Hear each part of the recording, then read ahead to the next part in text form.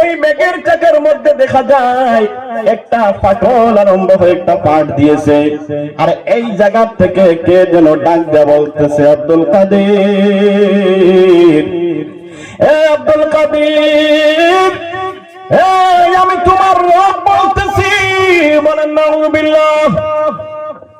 আব্দুল কাদেরকে বলতেছেন, আমি তোমার রব বলতেছি, তুমি ইবাদত করতে করতে তুমি আমার এত নিকটবর্তী হয়ে গেছো, ও আব্দুল কাদের, তোমার আর নামাজ লাগবে না, তোমার আর আমার নাম নিতে লাগবে না, আমি তোমার উপরে রাজি হয়ে গেছি, খুশি হয়ে গেছি, আমি তোমার জীবনের যত নামাজ তোমার আর পড়া লাগবে না, আমি সব মাফ করে দিলাম। আব্দুল কাদের বললেন, তুমি খেয়ে আমাকে ডাকো, ঠিক আছে, আমি একটা অঙ্ক করে দেখি যে আমার নামাজ কিভাবে মাফ হয়। আব্দুল কাদের দেখলেন যে নবীজি মুহাম্মদুর রাসূলুল্লাহ সাল্লাল্লাহু আলাইহি ওয়াসাল্লামের উপরে ছিল 6 রাকাত 6 ওয়াক্তের নামাজ পড়া। বলেন সুবহানাল্লাহ। তাহাজ্জুদের নামাজ নবীজির উপরে ফরজ ছিল। কি ছিল? ফরজ ছিল। আমাদের উপরে সুন্নাত। দেখলেন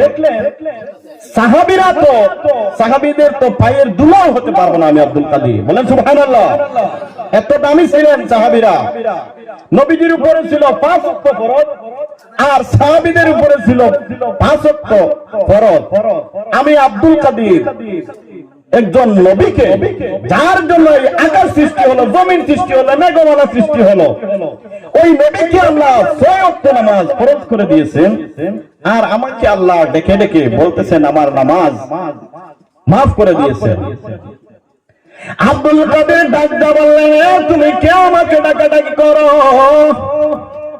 আমি বুঝে ফেলেছি তুমি আমার রব নয়, তুমি আমার রব নয়, তুমি হলে ইবলিস শয়তান, তুমি হলে ইবলিস শয়তান। বলেন সুবহানাল্লাহ।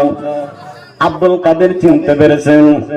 আব্দুল কাদের বললেন, আউযু বিল্লাহি মিনাশ শাইতানির রাজীম, আস্তাগফিরুল্লাহ,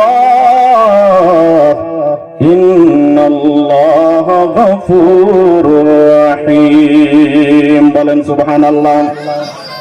যেই সময় আব্দুল কাদের এই বাক্য পাঠ করলেন, পাঠ করার সঙ্গে সঙ্গে দেখেন এই মেঘমালা জয়েন্ট হয়ে গেছে, আর এই আলোটা নাই, এই যে আলো যেটা এসেছিল এটার নাই, আর এই শব্দটাও নাই। আব্দুল কাদের বলে যে ডাকছে সেও নাই।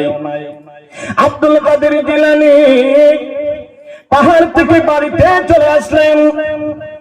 বাড়িতে আসার পর এই যে শয়তান ডাকাডাকি করেছিল, দেখলো আব্দুল কাদেরকে তো নষ্ট করা গেল না, এখন কি করা যায়? একটু ফার্ম দেওয়া যায়।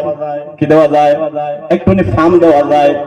আমাদের যুগের তো অনেক আলিমদেরকেও ফার্ম দেওয়া যায়, অনেক পীর সাহেবদেরকেও ফার্ম দেওয়া যায়, যায় কি যায় না? পীর সাহেবকে ফার্ম দিলে পীর সাহেব অনেক ফুটবল হয়ে যান, ঠিক কিনা? এরকম পীর আছে কিনা? কিন্তু হক্কানি পীর যারা, তারা কি ফুলে? তারা ফুলে না।